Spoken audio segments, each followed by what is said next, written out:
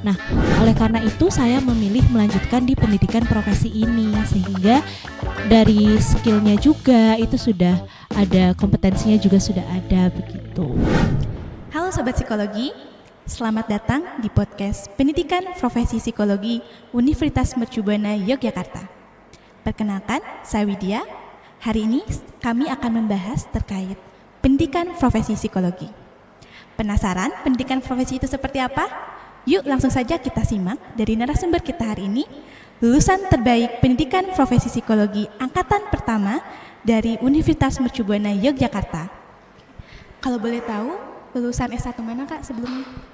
Kalau saya lulusan dari Fakultas Universitas Mercubuana Yogyakarta juga Kak untuk S1-nya. Oke, angkatan berapa nih Kak kalau boleh tahu? Angkatan 2018. 2018, berarti sebelumnya memang ada gap dulu ya Kak? Iya. Sebelum masuk ke Pemprov gitu ya. Oke, kalau boleh tahu nih Kak, kan Kakak tadi menjelaskan ya, Kakak angkatan 2018 di sini juga ya, di Mercubuana Yogyakarta juga. Nah, sebelum memutuskan masuk menjadi mahasiswa Pemprov, itu Karama kegiatannya seperti apa? Boleh dijelaskan dulu mungkin? Oke, jadi sebelum saya melanjutkan pendidikan ke program profesi ini, saya lebih banyak untuk bekerja gitu ya. Bekerja itu seperti mengikuti biro, begitu biro layanan psikologi. Jadi memang mengisi waktunya itu dengan menambah skill dengan bekerja di biro layanan psikologi begitu. Oke, berarti sangat produktif ya Kak. Lulusan S1 terus langsung berpengalaman di biro layanan psikologi seperti itu ya Kak. Oke, nah Kak kalau boleh tahu nih, sebelum memutuskan menjadi mahasiswa pendidikan profesi psikologi, apa sih sebenarnya alasan utamanya atau mungkin latar belakangnya, boleh diceritakan nih Kak ke teman-teman psikologi, kenapa Kak Rahma memutuskan ingin lanjut ke pendidikan profesi? Oke, baik. Sebenarnya untuk yang mendasari saya begitu ya, kenapa saya akhirnya memutuskan untuk melanjutkan pendidikan profesi ini ialah dalam diri saya sendiri itu ingin terjun secara langsung begitu, menjadi seorang psikolog, kemudian bertemu dengan klien secara langsung, dan juga tentunya untuk menghadapi atau melakukan hal tersebut membutuhkan legalitas begitu ya, dan juga ada skill kompetensi yang memang harus dibutuhkan untuk menghadapi atau melakukan pekerjaan tersebut. Nah, oleh karena itu saya memilih melanjutkan di pendidikan profesi ini sehingga dari skillnya juga itu sudah ada, kompetensinya juga sudah ada begitu. Oke, luar biasa sekali ya. Berarti memang alasan terbesarnya ada dorongan ingin menjadi praktisi begitu ya? Betul sekali. Nah, kebetulan kan pendidikan profesi ini mungkin waktu di angkatan Kak Rahma ini termasuk program yang baru, begitu ya Kak? Nah, mungkin boleh dijelaskan nih Kak, perbedaannya dengan S1 dulu seperti apa, kemudian mungkin dengan magister profesi itu seperti apa, mungkin boleh dijelaskan Kak? Oke, jadi untuk perbedaannya itu kalau dari S1 itu kan kita lebih mempelajari tentang teori-teorinya begitu ya, teori-teori dasar, kemudian tentang dan juga kalau misalkan itu ke profesinya ini lebih ke implementasi dari teori yang sudah kita pelajari di S1. Jadi kita di profesi ini kita lebih ke praktik secara langsungnya lagi begitu, lebih ke praktiknya. Nah, kalau untuk terkait tentang dengan magister ya Mbak, jadi kan sekarang itu sudah jadi magister sains psikologi begitu. Nah, kalau untuk magister ini lebih fokus untuk outputnya itu menjadi seorang ilmuwan, menjadi dosen begitu. Jadi kalau berhubung saya tadi sesuai dengan alasan saya yang ingin menjadi seorang praktisi dalam bidang psikologi ataupun psikolog, sehingga ini pilihan yang tepat begitu untuk masuk dan juga berstudi di program profesi ini. Luar biasa sekali ya. Berarti memang untuk magister profesi sendiri itu memang sudah tidak ada ya Kak? Iya, sudah ada kurikulum yang baru. Magister profesi sudah tidak ada, sekarang mungkin digantikan dengan pendidikan profesi psikolog umum, tapi untuk magister sains itu masih ada. Iya, ya? masih ada. Oke, nah kalau boleh tahu nih, tadi kan Kak Rahma sempat menjelaskan ya, untuk pendidikan profesi sendiri nanti kan outputnya menjadi psikolog umum gitu ya, menjadi praktisi. Iya. Nah, perbedaannya dengan magister sains itu gimana Kak? Oke, perbedaannya dengan magister science itu seperti yang sudah saya jelaskan tadi ya teman-teman sobat psikologi. Jadi kalau untuk profesi ini kita lebih terfokus untuk menjadi seorang praktisi. Jadi di dalam program profesi ini kita nanti akan ada praktik, terjun langsung ke lapangan yang tentunya masih ada di supervisi dari dosen supervisor begitu ya. Namun selain praktik kita juga masih ada bekal dari teorinya juga begitu. Kemudian kalau untuk Magister Sains ini nanti outputnya menjadi seorang ilmuwan, menjadi seorang dosen begitu, kurang lebih seperti itu. Oke, berarti perbedaannya memang di ranahnya ya. Iya, Seperti itu. iya. Oke. Nah, Kak Rahma tadi sempat sudah menjelaskan ya gambaran umum terkait proses di pendidikan profesi itu seperti apa. Tapi Kak, sebelum masuk ke sana, saya ingin bertanya nih dari Kak Rahma sendiri, persiapan untuk masuk ke pendidikan profesi psikologi itu seperti apa Kak? Mungkin bisa dijelaskan nih untuk sahabat psikologi yang mungkin penasaran nih Kak terkait proses pendaftarannya, kemudian mungkin nanti bisa dijelaskan juga terkait proses pembelajaran itu seperti apa? Oke, di sini saya akan coba untuk jelasin dulu terkait dengan proses pendaftarannya dulu ya, sobat psikologi. Jadi kalau untuk pendaftarannya itu tentu saja kita harus mempersiapkan akademik dulu kita. Jadi nanti akan diseleksinya itu ada seleksi secara tertulis, kemudian ada LGD juga, kemudian di tahap terakhir itu ada wawancara. Nah, dari 3 tahapan itu kita tentu saja mempersiapkan akademik kita. Kita belajar, kemudian meskipun profesi itu praktik gitu ya Mbak Widya, tapi memang kita masih harus pegang dulu teorinya karena itu salah satu hal yang sangat penting begitu ya Mbak ya. Jadi selain akademik tadi yang dipersiapkan juga itu mental. Jadi karena nanti kedepannya dalam menjalankan studi ini itu kita banyak sekali dinamika yang kita lakukan, yang kita rasakan, sehingga menurut saya itu mental juga perlu dipersiapkan. Selain itu juga fisik juga tentunya. Berarti banyak hal ya yang harus dipersiapkan, cuman mungkin 3 poin utama yang perlu disiapkan. Yang pertama, sobat psikologi, bagi sobat psikologi yang ingin mendaftar profesi tadi terkait harus mempersiapkan secara akademik, karena teori-teori di S1 mungkin di-recall kembali ya, di-refresh kembali. Iya benar sekali. Kemudian yang kedua mungkin selain dari akademik juga dari segi mental atau psikologis ya Kak. Iya betul. Sama yang terakhir tidak kalah penting juga dari segi fisik. Fisik. Oke. Nah, tadi Kak Rahma sudah menjelaskan nih terkait dinamikanya seperti apa gitu ya di pendidikan profesi. Boleh diceritakan Kak pengalamannya selama berproses menjadi mahasiswa pendidikan profesi itu seperti apa sih Kak? Oke, jadi terkait dengan perjalanan saya begitu ya, sobat psikologi dalam menjalani program profesi ini. Jadi kita di sini ada 3 semester, Mbak Widya. Ya? Iya, ada 3 semester. Jadi untuk semester pertama itu terkait dengan teori. Jadi kita masih di-recall dulu teorinya, kita dipelajari dulu teori-teorinya. Tapi selain ada teori juga, di semester 1 itu kita role play. Oh, ada role play juga ada ya role Kak? play juga. Jadi bukan hanya menjelaskan teori saja atau belajar teori saja, tapi memang ada role playnya ada begitu. Jadi kita sebelum terjun kita sudah coba dulu di kelas begitu ya. Jadi sudah ada bekal buat kita ke semester berikutnya. Nah, itu semester 1, kemudian semester 2 dan semester 2 3 ini kita lebih fokus buat terjun langsung ke lapangan. Jadi ini kita berpraktik begitu ya, karena ini program studinya psikolog umum. Jadi ada 4 latar layanan. Ada 4 ya? Iya, ada 4 karena kalau dulu kan peminatan ya Mbak ya, kalau sekarang kan jadinya psikolog umum. Jadi ada 4 latar. Nah di sana dari yang sudah kita pelajari, baik itu dari bekal dari S1, kemudian bekal dari semester 1 gitu ya, semester 1 yang Penprof ini, kita implementasikan ke praktik secara langsung. Nah, di sana banyak sekali ya Mbak ya dinamikanya, kita bertemu dengan klien secara langsung, kemudian kita implementasikan ilmu yang sudah kita dapat, yang sudah ada bekal kita, baik itu dari asesmen, kemudian dari intervensi. Nah, selain itu juga kita tidak langsung dilepas begitu ya, karena di dalam praktik itu selama 2 semester itu masih ada supervisi dari dosen begitu. Oke, luar biasa sekali ya Kak, dinamikanya ternyata cukup padat ya. Iya benar. Karena hanya membutuhkan waktu 3 semester untuk nanti memang diuji menjadi psikolog umum. Iya, itu. betul, betul. Oke, tadi Kak Rama sudah menjelaskan nih gambaran terkait kegiatannya seperti apa gitu ya. Tadi ada 4 latar layanan, betul ya? Iya. Boleh dijelaskan Kak, latar layanan itu ada apa aja? Gitu? Oke. Jadi kalau untuk 4 latar layanan itu sobat psikologi, jadi yang pertama itu ada latar layanan kesehatan, kemudian yang kedua itu ada latar layanan komunitas, ketiga itu ada pendidikan, dan terakhir itu ada tempat kerja. Oke, berarti ada 4 tata layanan. Yang pertama kesehatan, kemudian komunitas, ada pendidikan dan juga tempat kerja. Gitu ya. Berarti Kak Rahma ini selama tiap setting itu berapa lama Kak?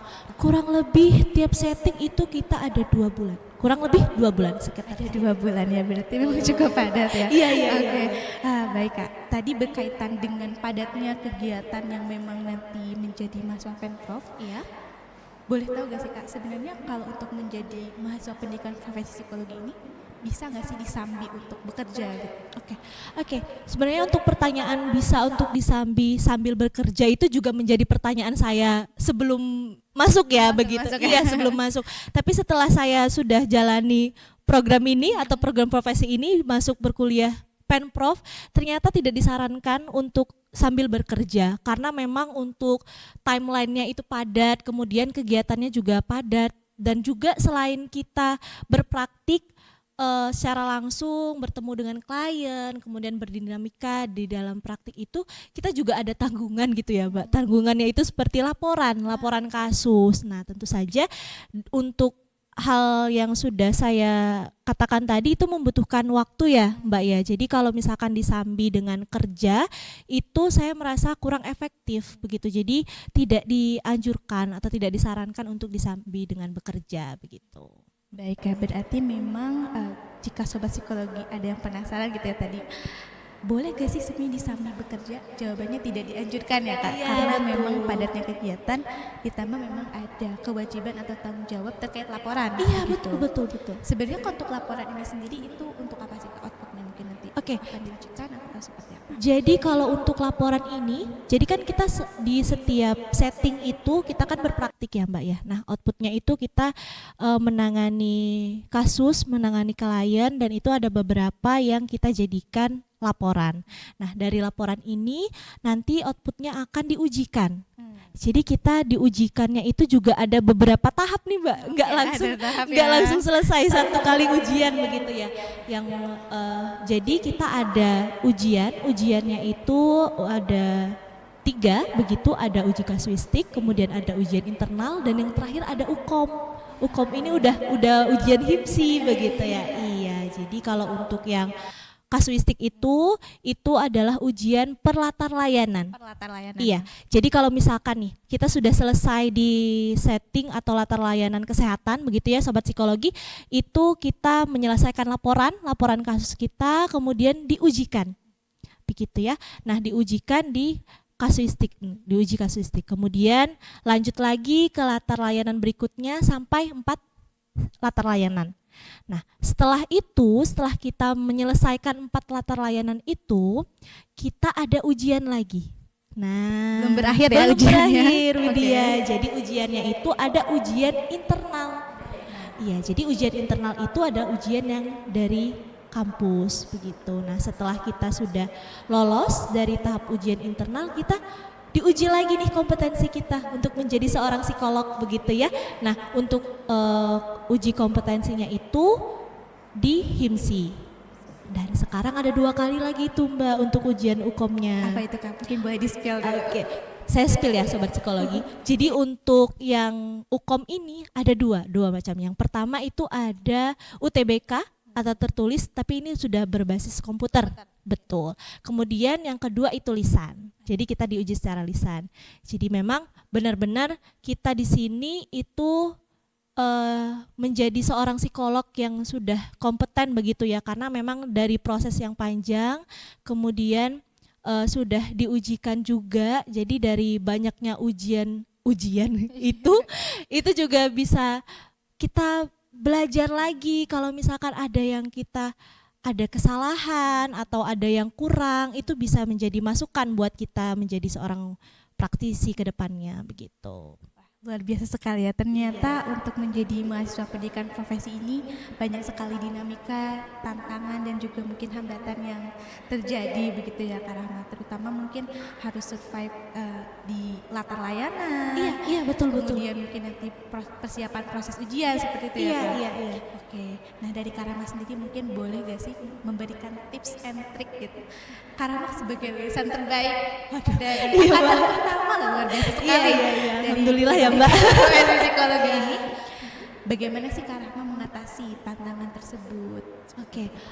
Baik, sebelum kita ke tantangan itu ya Mbak, ini kan juga tadi sudah saya jelaskan ada 4 latar layanan.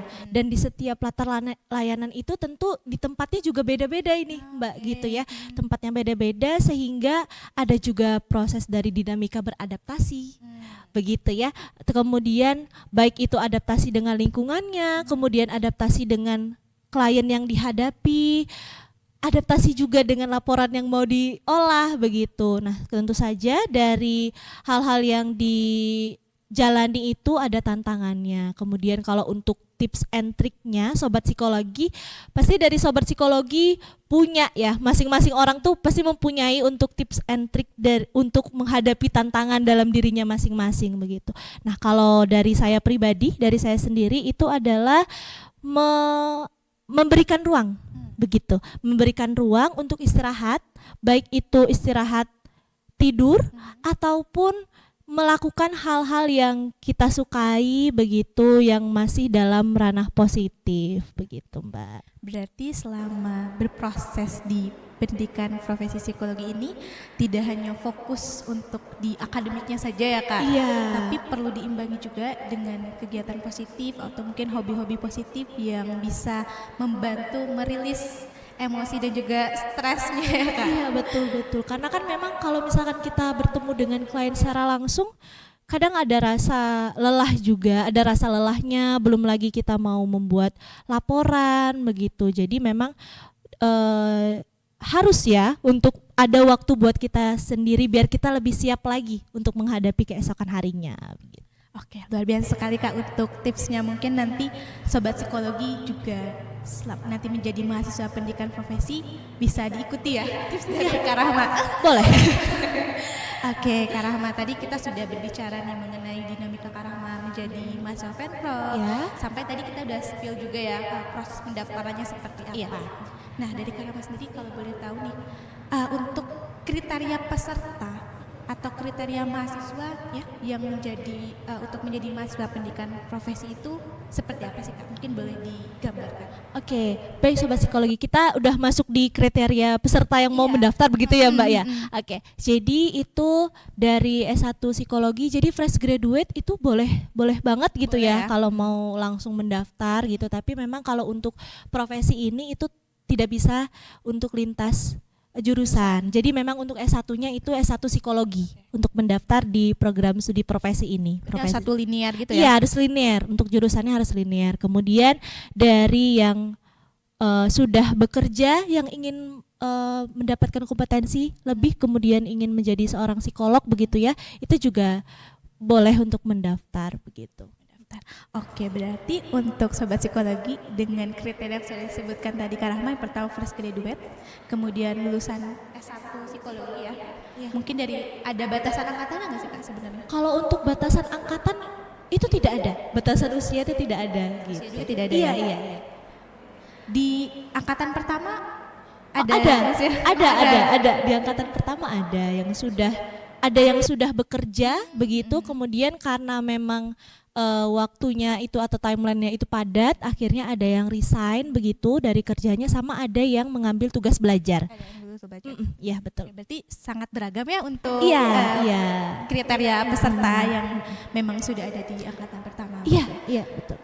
Sekarang di Fakultas Psikologi Universitas Mercu Buana Yogyakarta sudah ada berapa angkatan sih Kak?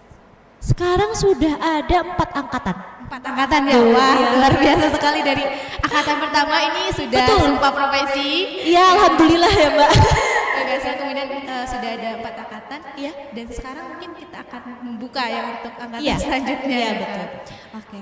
Nah, mungkin dari Kak Rahma sendiri nih, boleh sambil diajak mungkin atau memberikan pesan juga buat teman-teman yang memang tertarik untuk menjadi mahasiswa pendidikan profesi psikologi itu seperti apa? Silakan.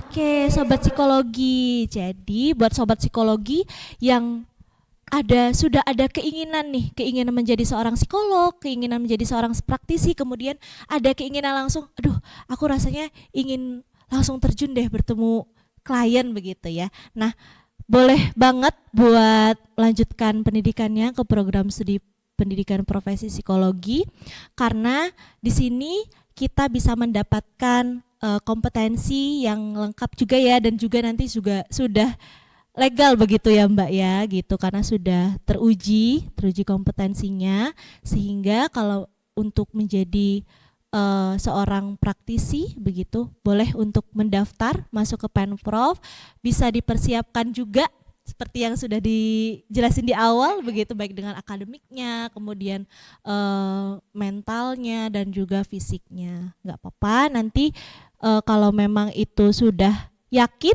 itu pasti bisa dijalanin sampai akhir. Luar biasa sekali Kak Rahma. Terima kasih banyak atas pesannya yang sangat positif untuk teman-teman yang memang tertarik ya untuk menjadi mahasiswa pendidikan profesi.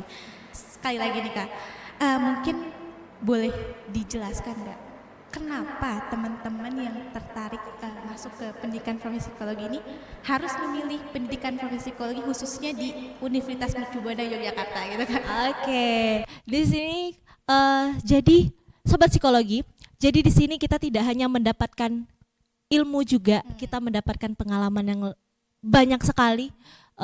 Terus saya boleh cerita sedikit ya. Boleh.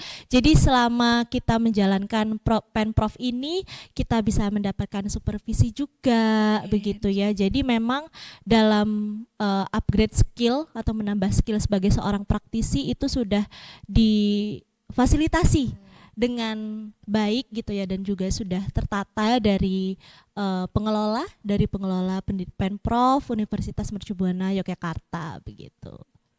Berarti memang sangat worth it ya Kak, untuk menjadi bagian dari pendidikan profesi psikologi khususnya di Universitas Mercubuana Yogyakarta. Iya, betul. Mungkin Kak Rahma boleh nih memberikan pesan ataupun kesan selama menjadi mahasiswa Penprov, kemudian bisa nih memberikan ajakan gitu untuk teman-teman yang tertarik masuk ke Penprov. Kan tadi sudah ya untuk tipsnya, pesannya. Nah sekarang mungkin ajakannya juga boleh deh. Oke, sobat psikologi, jangan ragu untuk melanjutkan studinya untuk menjadi seorang praktisi, karena di pendidikan profesi psikolog umum ini, terutama di Universitas Mercubuana Yogyakarta, ini kita tidak dilepas begitu saja. Jadi kita memang dibimbing, kemudian disupervisi, sehingga untuk ke jalan ke depannya itu insya Allah kita bisa menghadapinya sampai selesai. Jadi jangan ragu untuk mendaftar, boleh untuk mendaftar. Oke, luar biasa. Terima kasih banyak Kak Rahma sudah berkenan hadir duduk bersama di sini untuk berbicara mengenai bagaimana selama proses menjadi mahasiswa pendidikan profesi psikologi. Sekali lagi saya ucapkan selamat buat Kak Rahma. Iya, terima kasih. Berarti gelarnya ini sekarang jadi nambah dong Kak? Oh iya, alhamdulillah. Boleh di-spill nih Kak, sekarang gelarnya di apa, nama lengkapnya? Oke, untuk gelarnya dan nama itu sekarang, kalau kemarin itu Rahma Adelia hanya 2 kata. 2 kata sekarang? 2 kata aja, sekarang sudah nambah nih Mbak. Alhamdulillah udah lumayan panjang gitu ya. Berarti di undangan jadi lebih bagus ya Kak? Lebih bagus. Oke, jadi untuk sekarang itu gelarnya kalau Penprov, lulusan Penprov itu gelarnya seorang psikolog. Berarti Bismillahirrahmanirrahim. Alhamdulillah mendapatkan gelar Rahma Adelia SPSI Psikolog. Psikolog berarti di belakangnya ada nambah psikolog ya. Betul, alhamdulillah ya. Iya. Sekali lagi saya ucapkan selamat ya Kak. Selain menjadi psikolog umum juga luar biasa sekali menjadi lulusan terbaik. Alhamdulillah. Iya, terima kasih. Mungkin kita cukupkan saja untuk hari ini. Ya. Sekali lagi saya ucapkan selamat. Semoga nanti proses kedepannya Kak Rahma bisa jauh lebih sukses lagi. Amin, terima kasih. Bermanfaat bagi masyarakat. Iya, terima kasih Mbak Widya. Begitupun sebaliknya ya, Mbak Widya ya. Terima kasih. Iya. Sampai jumpa kembali Kak. Sampai jumpa kembali. Oke, halo sahabat psikologi. Tadi kita sudah berbicara mengenai gambaran Pendidikan Profesi Psikologi Universitas Mercubuana Yogyakarta yang langsung diceritakan oleh narasumber alumni dari angkatan pertama lulusan terbaik Pendidikan Profesi Psikologi Universitas Mercubuana Yogyakarta. Nah, bisa kita simpulkan ya dari pembicaraan kita hari ini, untuk proses pendaftaran sendiri alurnya memang mulai dari persiapan akademik, kemudian dari persiapan fisik dan juga persiapan secara psikologis. Untuk pendaftaran sendiri atau seleksinya itu mulai dari persiapan tes tulis, kemudian ada LGD, dan yang terakhir ada proses wawancara. Dari berbagai dinamika yang sudah diceritakan oleh alumni Pendidikan Profesi Psikologi yaitu Kak Rahmat tadi, banyak sekali dinamikanya, tapi Sobat Psikologi tidak perlu khawatir. Jika teman-teman psikologi masuk menjadi bagian dari mahasiswa Pendidikan Profesi Psikologi, khususnya di Universitas Mercubuana Yogyakarta, kita sudah difasilitasi berbagai hal, mulai dari persiapan akademik, kemudian dari supervisor, dan banyak hal lain lagi. Yuk, bagi Sobat Psikologi yang penasaran dan tertarik menjadi bagian dari Pendidikan Profesi Psikologi UMBY, langsung saja pantau dan lihat timeline terkait pendaftaran di Instagram @profesipsikologiUMBY. Sampai jumpa di podcast selanjutnya dan saya tunggu pendaftaran teman-teman. Terima kasih, sampai jumpa.